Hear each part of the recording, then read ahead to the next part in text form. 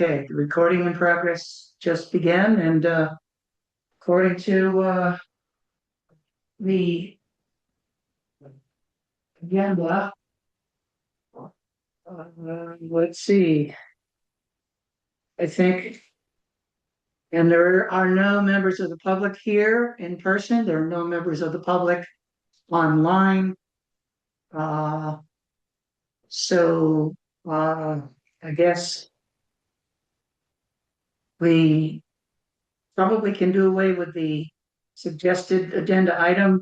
The first item, which is the introduction and timeline process, and go directly to the presentation of the PowerPoint presentation by Matt Backler from Wyndham Regional Commission, unless anyone has an issue with that process. Yeah, and I can do kind of a abbreviated version of what I was going to present. I did put a presentation, Yeah. assuming there would be members of the public Uh-huh. in attendance. I'll just keep it brief, more for the planning commission's just reference in terms of where we are at in the process. Let me just share my screen here. Let's see. Oh, I think Stan, you might have to give me Oh, permission yeah, to- I need to those tools is to, let's see, share screen. Okay. Well, I think here, multiple presenters. Yes, I believe Matt now can okay. present the Oh, presentation. okay. So this is okay. So this will be kind of an abbreviated version, but um more for the planning commission just to kind of remind us where we're at in the process. Um so your town plan was last updated in March of 2018. And as you know, the plan expires after a period of 8 years. So we've been working towards readopting your town plan in March of this year. The Planning Commission began public outreach on this effort back in spring of 2024 when they completed a community survey. Those survey results were looked at and summarized and are included in the appendix of the town plan update that the Planning Commission has been working on. A lot of the community survey responses, I would say, reaffirmed what's in your current town plans in terms of goals and priorities, but there were some new insights that came out of that community survey as well. Wyndham Regional Commission began working with the town and the Planning Commission this past fall to make the updates necessary to the town plan for readoption, updating background data, community data for the town, making changes to meet statute requirements, and incorporating the community survey results, making changes based on current community priorities, things like that. But this was a more minor revision to the plan to allow the town to readopt it versus a complete overhaul of the plan. So just a more limited revision to what you have. Tonight we're holding the public hearing. The Planning Commission is holding their public hearing. We did provide the required 30 days notice to surrounding towns and to the Department of Housing and Community Development and WRC, and the town providing 15 days notice, legal notice for the public hearing as well, in the local newspaper and posted in town. Following the hearing tonight, the Planning Commission can consider additional changes to the plan if they choose to. And then once the plan is finalized, it would be sent to the select board. You don't need to hold second public hearing if you make changes to the plan. The select board would hold their own hearing and then consider adoption in March of this year. I will skip these slides. That kind of was just providing a high level summary. This is what I shared with the Planning Commission last week ahead of your meeting. Just summarizing some of the more significant changes made to the plan since 2018. So because we're all familiar with that, I'll skip over those slides. And I guess I've kind of addressed this already, just in terms of next steps with the previous slide. So I apologize just with the kind of adapting this because we don't have members of the public. I kind of already went over this, I guess, on my previous slide. So, at this point, I would recommend officially opening the public hearing, even though you don't have members of the public here, still opening the hearing, noting the time, closing the hearing. And I'm assuming too, the town hasn't received any comments from adjacent towns or members of the public. Not, not as of, 5:30 this afternoon. I did receive, every town has acknowledged receipt of it, including the ACCD people, which I think has another nomenclature, DHCH or something like that, or DHCD. DHCD, okay. And Wyndham Regional, I think Chris Company, the director, had acknowledged receipt of it, and I did not hear formally back in terms of we have a problem with what you got, or we have suggestions or amendments to be made. Putney did give a email that did indicate that they held a formal meeting on the 3rd of February, at which time they reviewed our plan. And the summation was that they thought it dovetailed very nicely with theirs. And they have no suggestions or amendments to offer, and expressed positiveness about their willingness to assist another municipality in meeting the requirements of statutes, et cetera. So I sent her a very pleasant email back, and she acknowledged that and wished us the best tonight. So that's Stan, the only thing. Yeah. apologies for interrupting. I missed, the audio cut out for a minute. Who acknowledged that the plan dovetailed? I just missed which town or organization that was. It was the Putney Planning Commission. Oh, okay, Putney. Got it. Okay, thank you. Yeah, they reviewed it on the 3rd of February, and again, took a formal vote to support the town plan of Brookline, and they had, again, no suggestions or amendments of any sort to add. So without any feedback to the contrary, or any feedback indicating there were concerns or that anyone had issues, I would assume that the lack of response is basically an affirmative reply, in that they feel that our plan dovetails with theirs in all basic categories. And so there's nothing to indicate we have any suggestion, any formal or informal suggestion to make alterations, amendments, or change any part of our proposed plan. So we could wait, I don't know, a period of time, 5-10 minutes or so, if one felt that were necessary. I think it's okay. I mean, you noticed the hearing at 6 p.m. So I think at this, I would still recommend opening the hearing and closing it just for the record.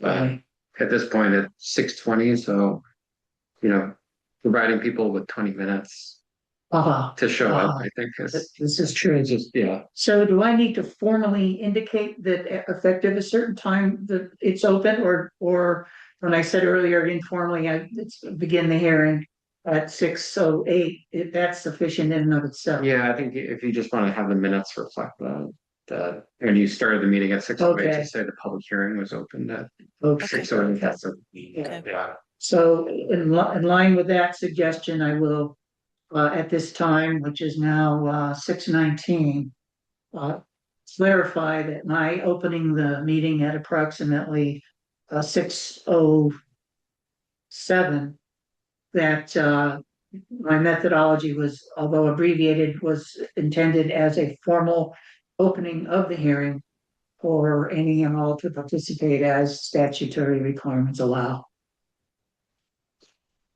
So that works. Um, and so, yeah, I think after you close the hearing, I would just recommend if the planning commission is ready to just take a vote to submit the plan to the select board. Okay, And then Stan, I think if that's something that you're able to do, just, I mean, it's really just something that I email to them, just letting them know you held the hearing, yeah, will do. made no changes, and then I can help the select board with the hearing requirement, their own public hearing. Okay, I do have questions about that because there still is a dovetail, it appears that, and I can do that after we close the hearing or as a part of this discussion while the hearing's going on. Maybe we can close the hearing and All right. Yeah. Okay, I make motion to close the hearing as of 6:21 this Tuesday, February 10th of 2026. Is there a second? Second. Any discussion? There's no discussion. All in favor of closing the hearing, say aye or raise your hand. I- Okay, aye, it's unanimous. Thank you very much. And closing, the hearing is hereby formally closed. Sure. Okay, That's all we need to do. So, okay. Yeah. Oh, Yeah. so the vote to give it to the select board comes after that? So now with the hearing closed, right? Okay. Well, the question I had was when I was reviewing some of the statutes on this in the process, there Yeah. is a little bit of confusion. I understand that let's assume, and this will happen, God, unless I'm struck down by lightning between now and this time tomorrow, I will have forwarded this proposed approved plan to the select board, yeah, for their review. And the statute indicates that the select board can make changes up to 15 days before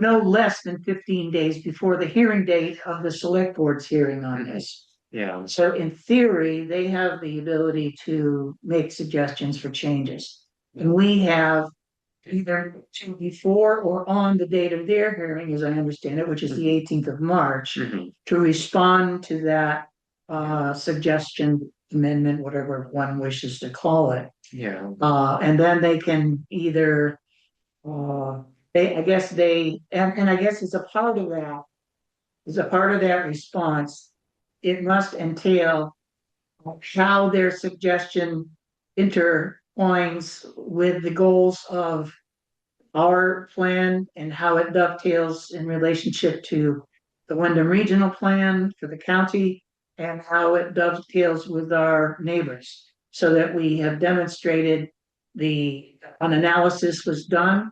I believe, if my memory's not failing me, there are 4 or 5 specific suggestions as to what must be included in that reply. And so, of course, should that happen, I would certainly review those and send them along to yourself, Leah and Mike for comment. I don't know, with Mike's being on both boards, if there's a conflict there that one needs to be aware of and whether that could get anybody into trouble, he or we. Yeah. Yeah, I think, and so that's correct. So the select board can make changes to the plan before they consider adoption. Usually what select boards do, in my experience, is they will hold the public hearing and then consider changes either based on what members of the public are saying from that hearing, or it's also a chance for them at the public hearing to discuss any concerns that they might have. But yeah, technically they could have a meeting before the public hearing on March 18th to make changes as long as it's at least 15 days before that hearing. And then did work with another town where the select board made some changes and the planning commission had to put together that report, and it's pretty straightforward. But so if that comes up, I can kind of dig that up and I help them put together the report so we can figure out how to put that together. But yeah, I mean, at this point, we've shared the draft with the select board last fall. They've seen this draft before the hearing, and hopefully, we're all on the same page with it. But there is the opportunity. Yeah, it's Now, the impression I got, not to delay things further, but the impression I got is it's unlikely that the suggestion can be rejected by the planning commission. Essentially, what it looks like is the way I finally interpret it is you got to basically explain that it might not be as good an idea as the planning committee chair, but you got to basically explain that it seems to meet the requirement and therefore it will be accepted. Yeah. And build it into the revision. And if I understand it, we have to provide them with a revision based on what they've offered and our analysis. They don't have to revise the plan and give it back to us to then revise, right?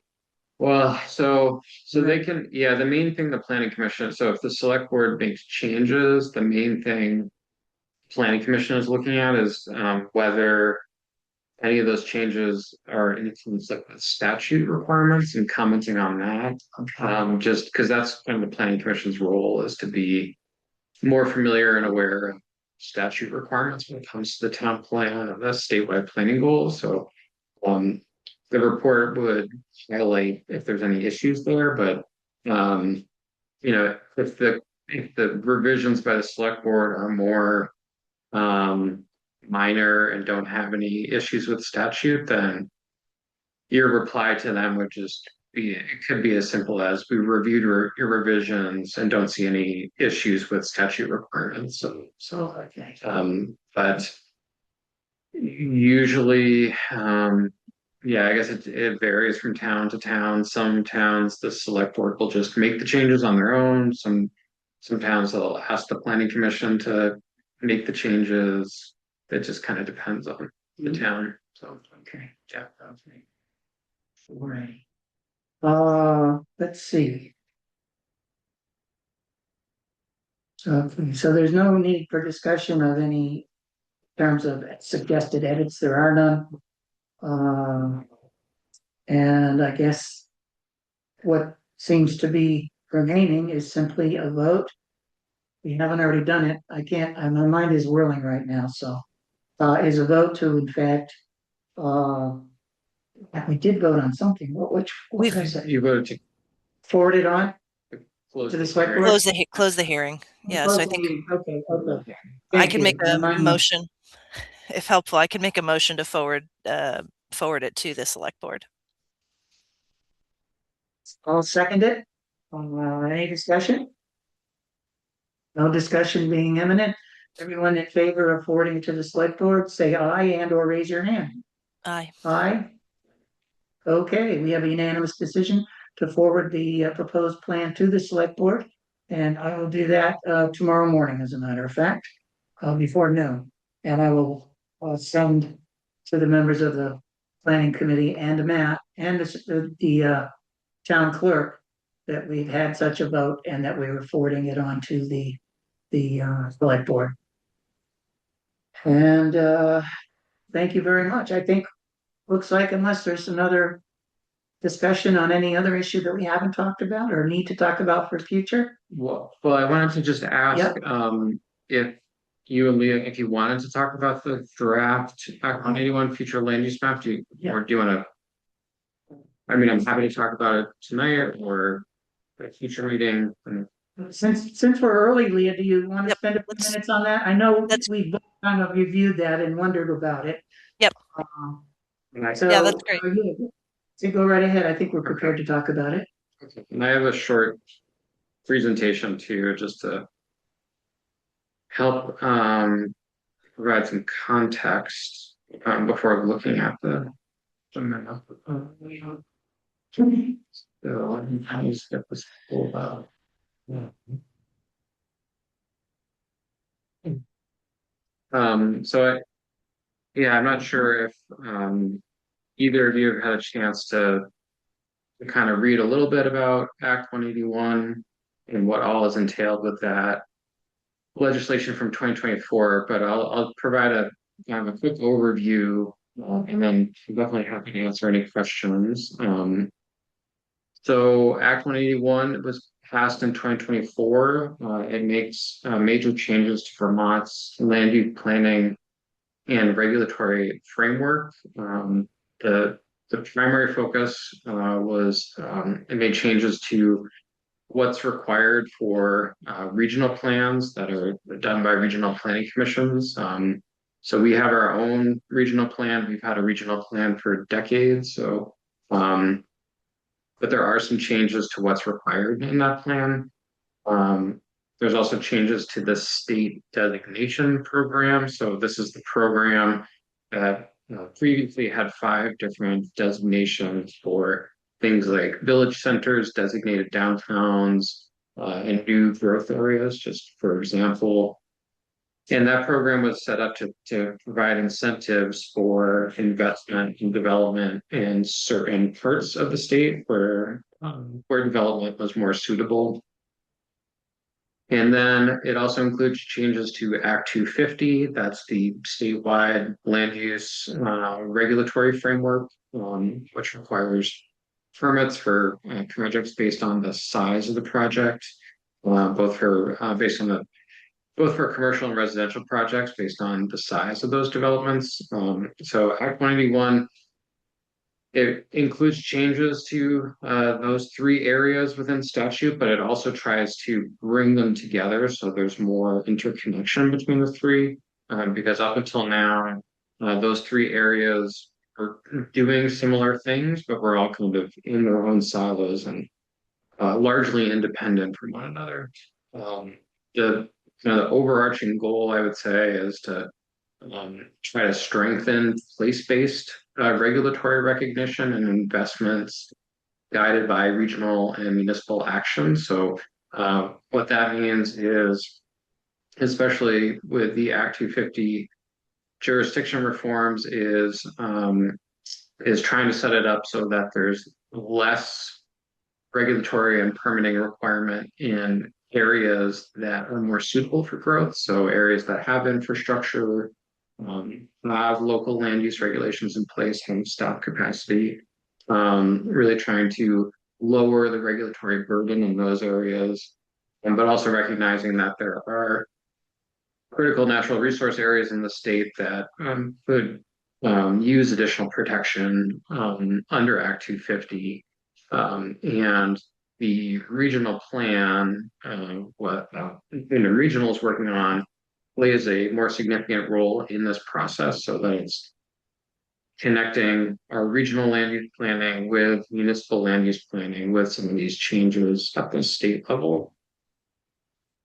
So for our regional plan, the most significant change is Act 181 creates consistent future land use categories across the state. So previously, regional planning commissions each did their own future land use map for their respective regions and developed their own land use categories.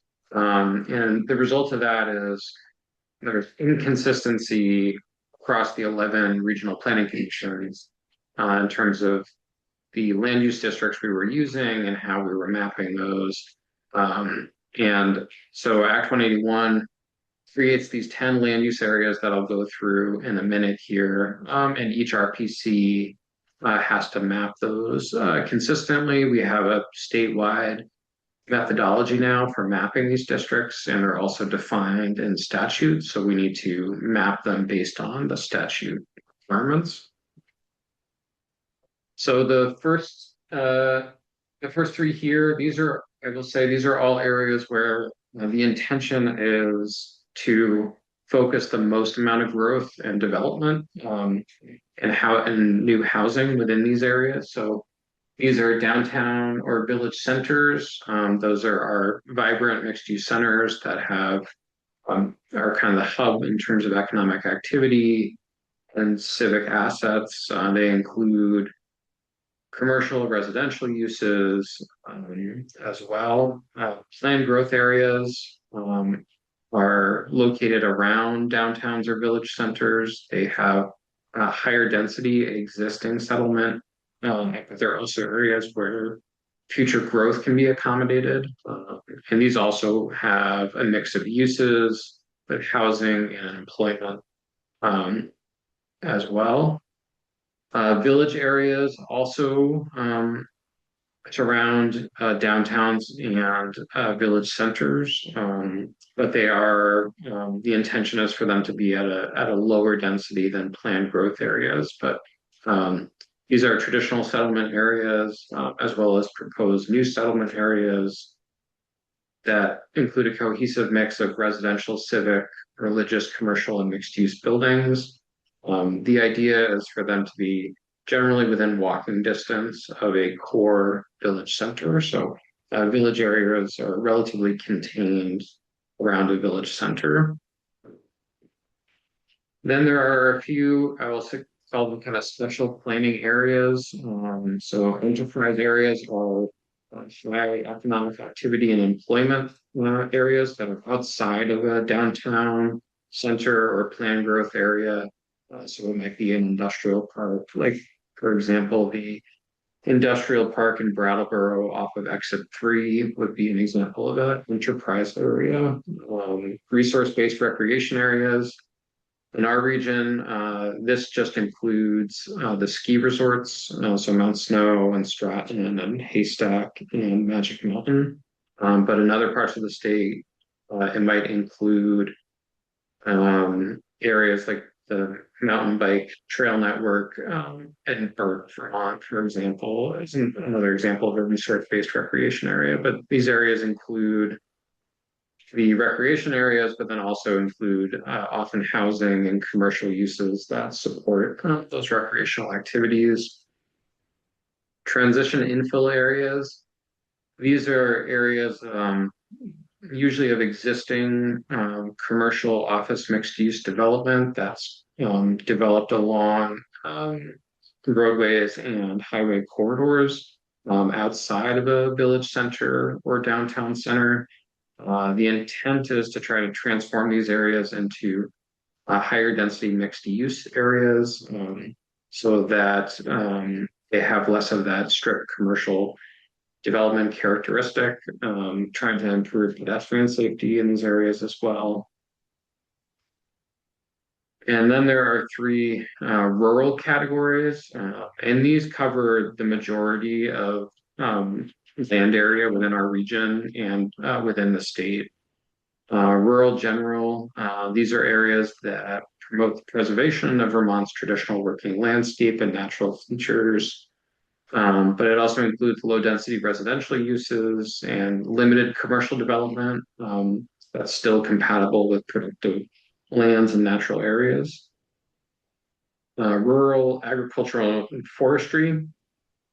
So as compared to rural general, this refers to more larger blocks of forest or farmland, often enrolled in the current use program, that can sustain these resource industries. They also provide wildlife habitat, outdoor recreation, flood storage, or for recharge and scenic beauty, and contribute to economy and quality of life.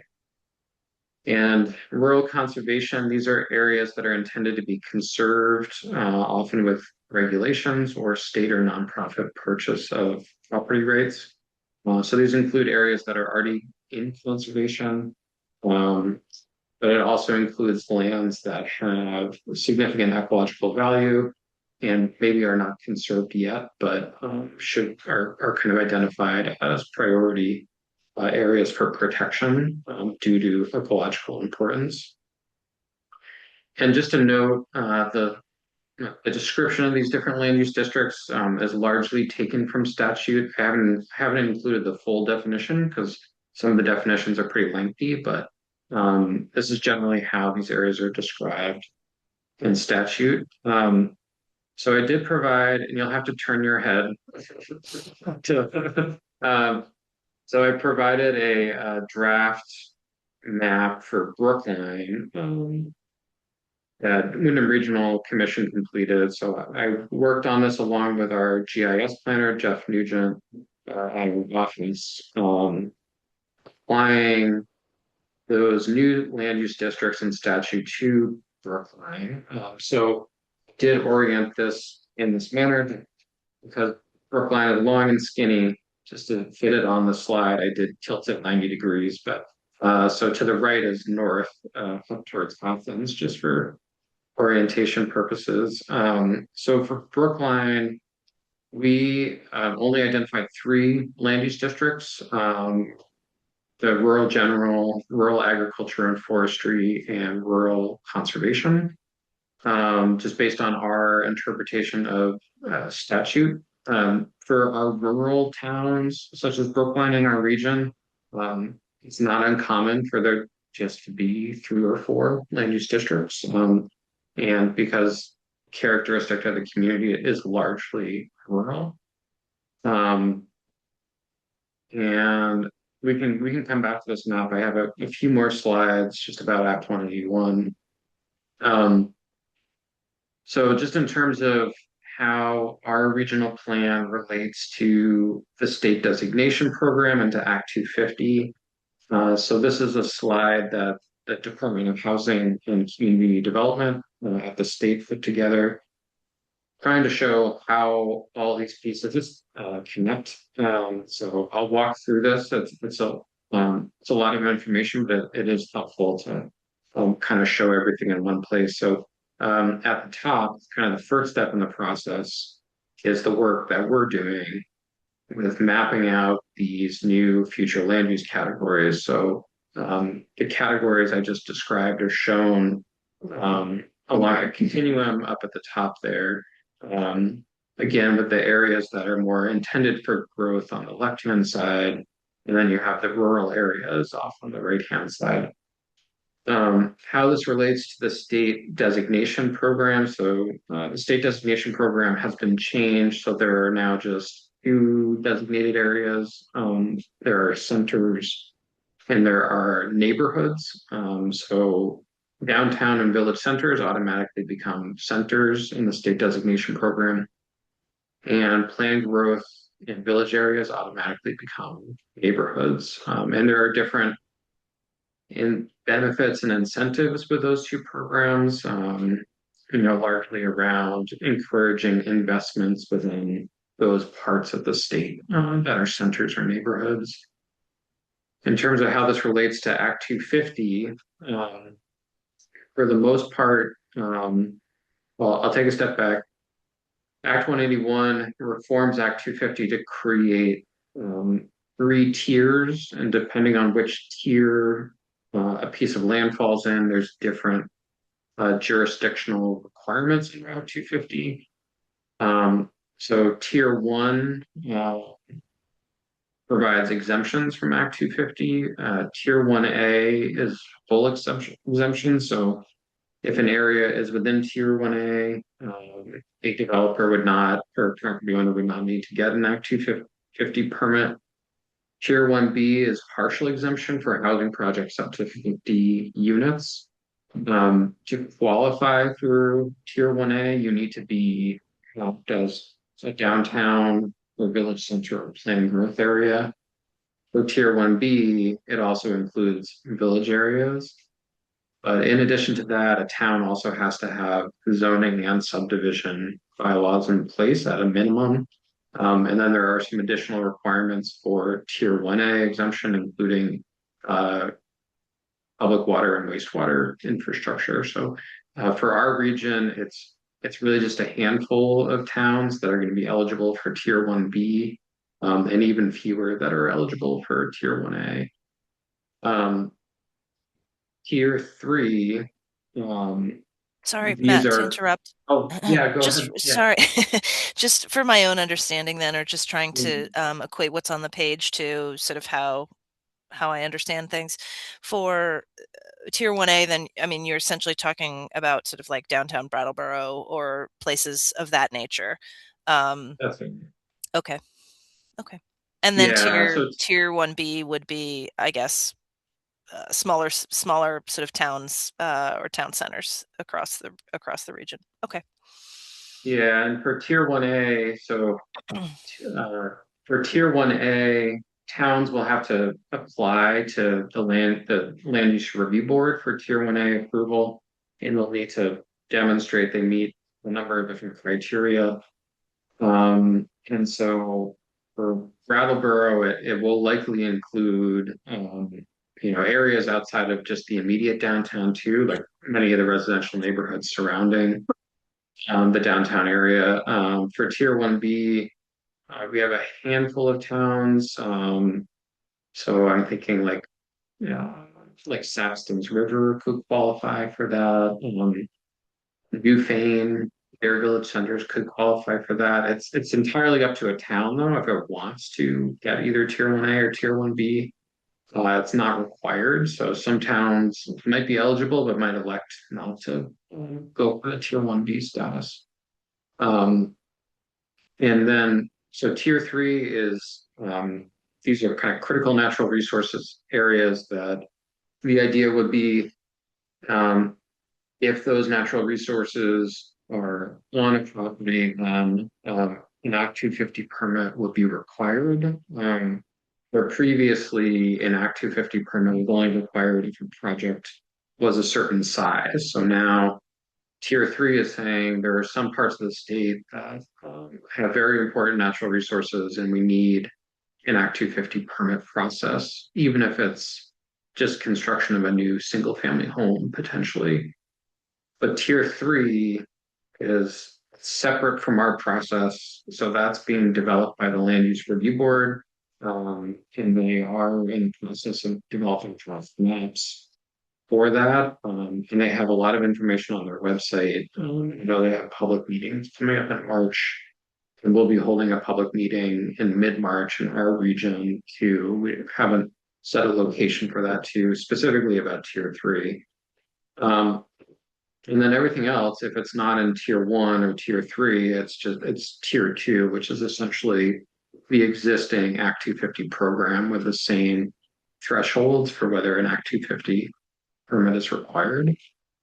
So for a lot of places, there won't, I mean, most property owners don't need to deal with Act 250. And for a lot of places, there won't be a significant change from the existing Act 250 requirements.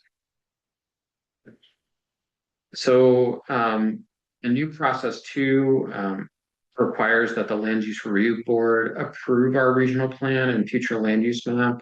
Previously, there was not a requirement that our regional plan be approved at the state level.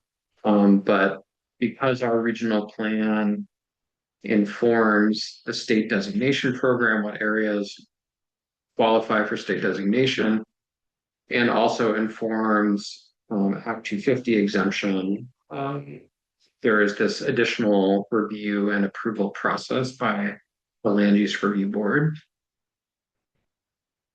An additional thing we are working on, this came out of the 2023 Home Act. The state required that regional housing targets be developed. So those were developed by the state in January 2025. So we now have housing targets for our region. And in our regional plan, we have to create municipal housing targets for each town, based on that region-wide housing target number. And then going forward, and I know we talked about this when we started the project. Brookline doesn't need to do this now, but once our regional plan is done later this year, the next time you update your town plan, you'll just need to include the housing targets for Brookline in your town plan. But one important to note, housing targets are only a goal, so there's no requirement. So towns don't build housing, towns just provide, a regulatory framework to allow housing to be developed. So the towns aren't expected to go out and build housing to meet these targets. These are really just aspirational goals.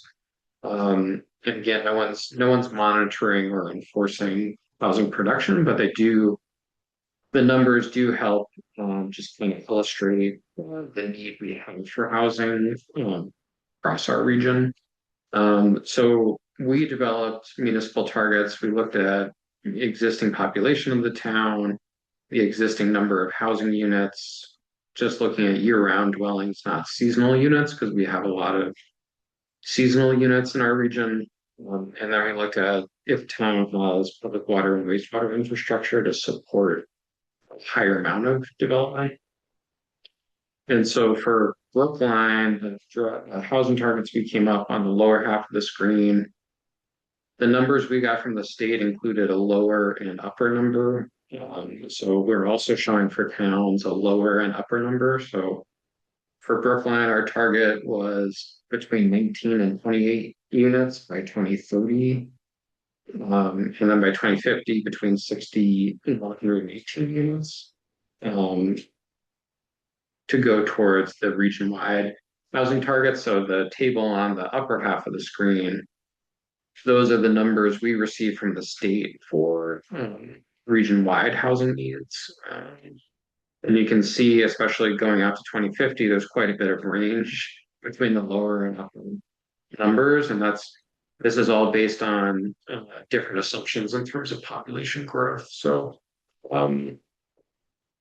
so again, for Brookline, the town's not required to produce this housing. Your town plan already includes policies that are supporting housing development, but it's really up to the private market to construct housing. But I wanted to share those with you too. We're still kind of fine tuning those numbers, but. So And just in terms Matt, of where, sorry, just to clarify, those are housing units, right? Those are the units that are needed. So yeah, it could be a duplex or a single family or whatever the form it takes, as long as it's sort of a unit, a standalone unit. Okay. that's correct. So it's just units versus structures, and I think it's helpful too to like thinking about 2050. That's roughly 25 years. So that lower housing target of 60 units, that's less than 3 units a year to meet that lower housing target. So 60 sounds like a lot of housing units, but if it's spread out over 25 years, it's not as significant. So just to give you a sense of where we're at, we recently adopted a regional plan update in July of 2025 that did not address the Act 181 requirements. So we're now updating that plan to address all these requirements. We're in phase 2 of the project, so we're meeting with towns to review future land use maps. So this started last fall and it's continuing through this winter. And then our goal is to have a draft of the regional plan next or this spring and summer, and then we will be submitting to the land use review board for approval this fall. We're required to adopt our plan by December 31st of this year, just based on statute. So that's all I had. I'll go back to this map just in case there are questions just about what we have. I will say too, so we have again, we have an existing regional plan that we've had for decades, and we've had a future land use map in that plan for a long time. And there's generally the Act 181 map for Brookline is pretty similar to what's in our current plan, but we did need to make changes based on the new statute land use categories. And we're having to map to at the parcel level. So here you can see parcel lines on the map. And previously we just kind of did more general areas. So it does look a little more refined and fine-tuned because we have to do it down at the parcel level. I would say for Brookline, there's not going to be a significant difference. I think if like our regional plan largely comes into effect with like if there's an Act 250 permit in Brookline, Wyndham Regional also has standing in those proceedings as well as the town. So we would look at our regional plan and our future land use map and look at what our policies say about that proposal, and provide comments, but that's the extent. We're not making decisions on land use applications. That's being done at the state level. Um, Uh, I noticed at one point, I think it was at your offices in Brattleboro. There was a person who came down and talked about 181. It was 6 months ago, maybe, or more. yeah, And I know there are dates when certain things are gonna kick in. yeah, Uh, yeah, and I also, um, am aware that there are 4 or 5 towns in the county that do not have zoning. yeah. Is there any possibility, are the differences in requirements significant enough that those 4 or 5 towns might meet at a central location and have someone Hmm. outline what applies to us, what doesn't? Yeah, Because I think we're gonna be, I think the majority of the county has zoning, but yeah, last I knew Guilford, I don't think Townsend did. Certainly Athens doesn't, yeah. we don't, and I think there's a couple more. Jamaica, Vernon. Yeah, it's yeah, it's a pretty good number, Okay. actually. Okay. Yeah, I think it might be 7 towns that don't have Yeah. zoning. it sounds familiar as Yeah. I was back doing appraisal work. Yeah, We had to designate whether had some here, them, and there was a number there, but. yeah, yeah.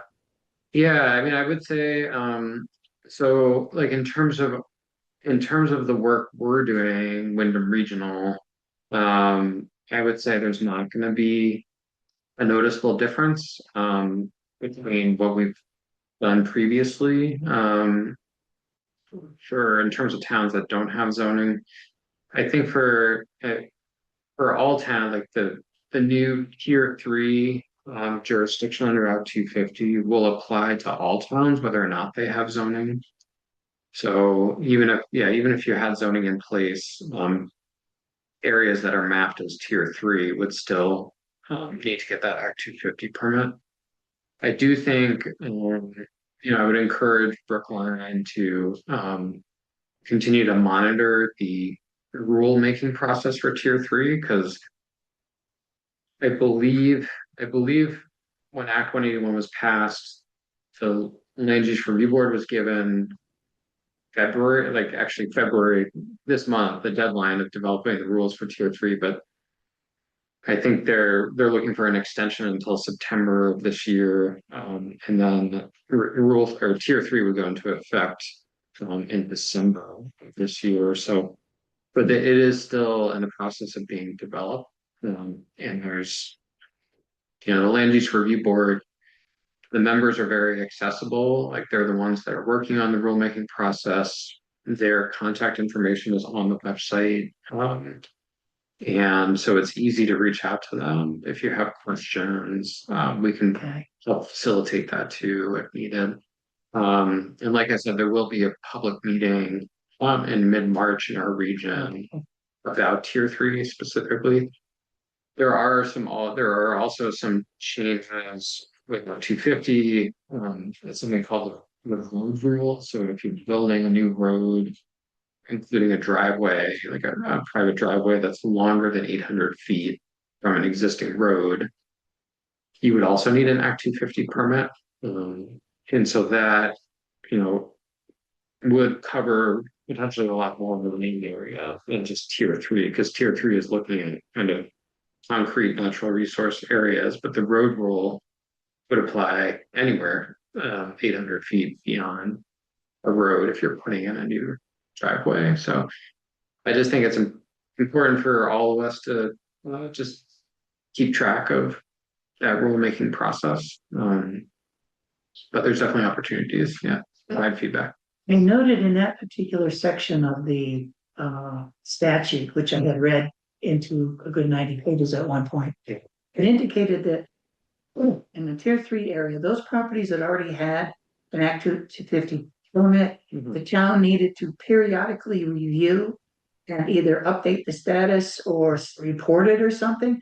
How do you, what department do you go to find out if anyone in your town has such a permit in order to know who to keep track of?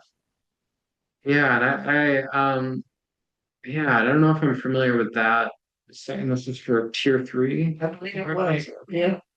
Yeah, because it'll be interesting to see because there's the legislation, in Act 181.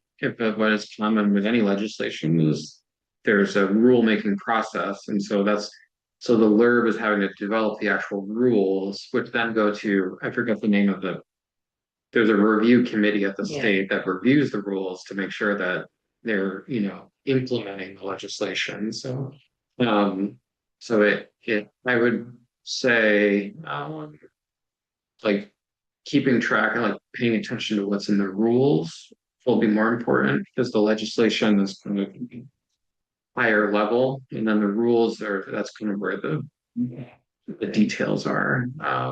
Yeah, I haven't Yeah. put off, I haven't put an intense amount of time in, I'll quickly Yeah. answer things in light of the fact that I'm working on this. Yeah. And we've still got a few things to go and keeping track of things, and then other things I'm doing as well, so. Yeah, I mean, it is an interesting question if, there are going to be these additional areas that are in tier 3 that require a permit for most development. How is that being tracked? And, Yeah. And is that right? The state that is doing that, or not? And I'm not sure what the answer is to that. Yeah. Understand, Yeah. thank you. Yeah. But definitely, take a look at this, and I'm happy to, if there are This looked questions good in that come up. terms of, what my thinking was, I mean, it did, I think. Provided the additional detail to include, looked like full parcels. Yeah, For particular categories, which was nice to see, so. We don't have to be concerned so much about.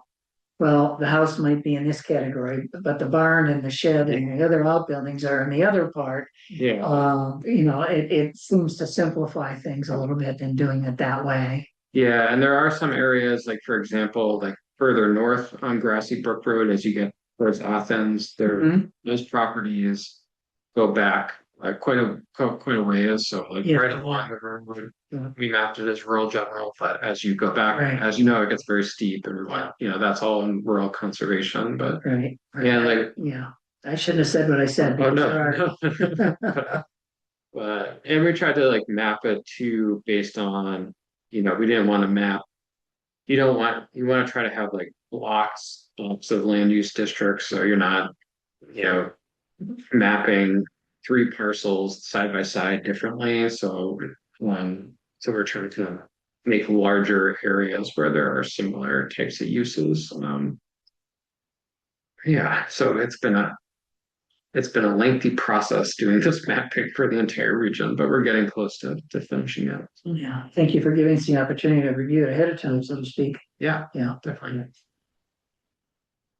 So, if I understand this correctly, these new maps that are being produced now, Yeah. will we be expected to put these in along the way? I mean, it recommends an annual meeting with our select board, and I don't know if there were target dates, since they're already setting dates for other things to be triggered, if just the maps alone, without any Yeah. other thing need to be included in any, rounded into any plan. No, so I think I would say the next time you look at updating your town plan, you could consider these maps. Again, your future land use map in your town plan doesn't need to look exactly like our Mhm. map. I see. It only needs to be compatible, is the word in statute. So it just means that there's nothing in your map that is largely inconsistent with what we have. And so it's just something to consider and look at. When you update your plan. Yeah. Okay. Yes.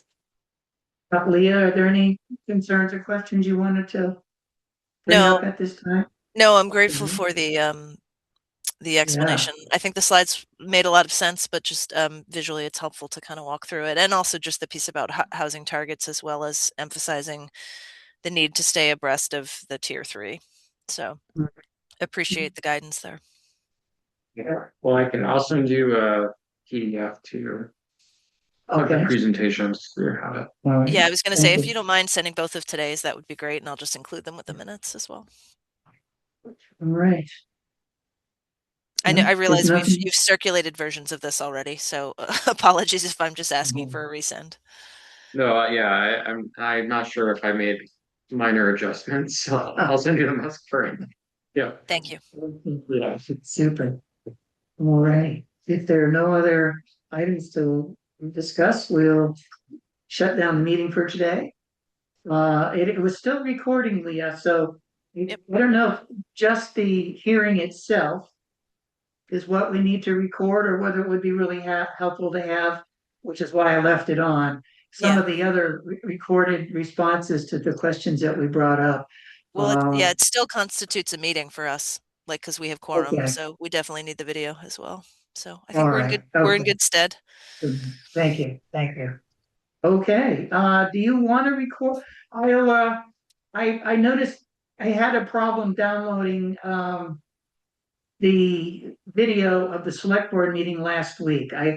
They're now putting it in a directory that I'm unaware of. Uh, I'm gonna have to ask them or Marjorie to let me know where it is so that I can send those along to you. If you don't get it tomorrow, you will get it Thursday. Okay, much appreciated. So, thank you, thank you. I hope you, have safe travels wherever you're going, and the same for Matt. Yeah. So, good enough. Over the mountain. Yeah, over the mountain, though. There's two ways to get there. One is not too good. Not after what